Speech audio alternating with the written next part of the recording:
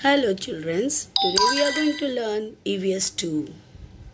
Chapter 9 Pratapgarh Makes History. Adil Shah perturbed due to the growing exploits of Shivaji. Badi Sahiba, the Dowager Queen, who personally looked after the Adil Shahi administration from Bijapur, was also present in the court. She asked a straight question to her Sardars. Tell me who is willing to march against Shivaji and put an end to his rebellion. A mighty Sardar from the court of Bijapur stood up and said, Shivaji? Who is Shivaji? He was Afzal Khan. The Khan accepted the challenge and picked up the betel leaf from the salver as a mark of acceptance. He promised to bring Shivaji either live or dead. He left Bijapur in a great pomp. He was accompanied by a huge army fully equipped for battle. He knew that the Khan was full of stratagem and had a huge army with him.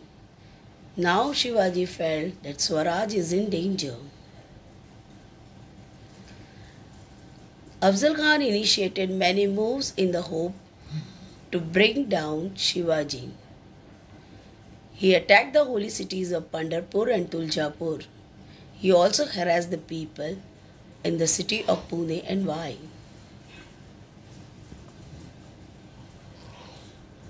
Shivaji moved away and reached to Pratapgarh. Now the Khan changed his tactics. In the spirit of apparent friendliness, he sent a message to Shivaji. This was Afzal Khan's counter move. You are like a son to me, come and see me. Return our forts and I shall see that Adil Shah make you a Sardar at his court. After reading his letter, Shivaji decided to persuade the Khan to come up to the fort. He decided to meet Afzal Khan. It was a movement of tit for tat.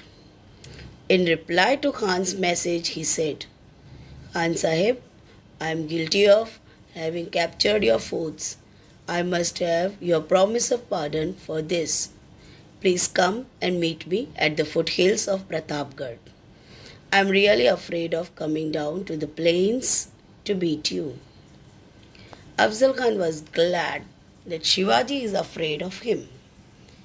He decided to meet Shivaji. The meeting place was fixed. It was agreed that each one would be accompanied by a servant and followed by 10 bodyguards at a distance. A big shamiana was put up for the meeting. Everyone was worried about Shivaji's life, but Shivaji had decided to meet Afzal Khan. He instructed his army, if anything happens to me, put Shambhaji on the gadi and take instructions of Ma Sahib. Now he planned and divided his army into small units. On the day of meeting, Shivaji visited Bhavani's temple in the morning and took a darshan. Now he wore his survar and coat of mail. He put a zero top, which is helmet, and tied a turban on it. He hid a wagnak in his hand and a bichwa on the robes. He also took dandpatta in his hand. He was accompanied by his vakil, Pantaji Gopinath, and 10 bodyguards. On the other hand, Afzal Khan was busy planning his future moves. Along with Bada Sayyid, Shivaji came to the entrance of the Shamiana and stopped there. The Khan asked Shivaji's vakil why Shivaji stood at the entrance instead of coming in. The vakil said, He is afraid of Bada Sayyid. Please ask him to go away. Bada Sayyid moved away and Shivaji stepped in. The Khan was very glad to see Shivaji. He got up and said, "Come, Shivaji Maharaj, let us embrace each other as a mark of our friendship." Compared to the giant Khan, Shivaji was short. He reached only as far as the Khan's chest. At the same moment, the Khan held Shivaji's neck in his iron grip and stabbed him on the side with his dagger.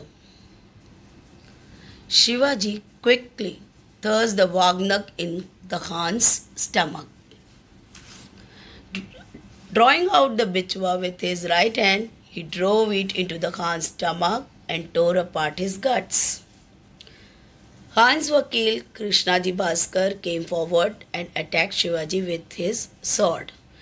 But Shivaji killed him with one stroke.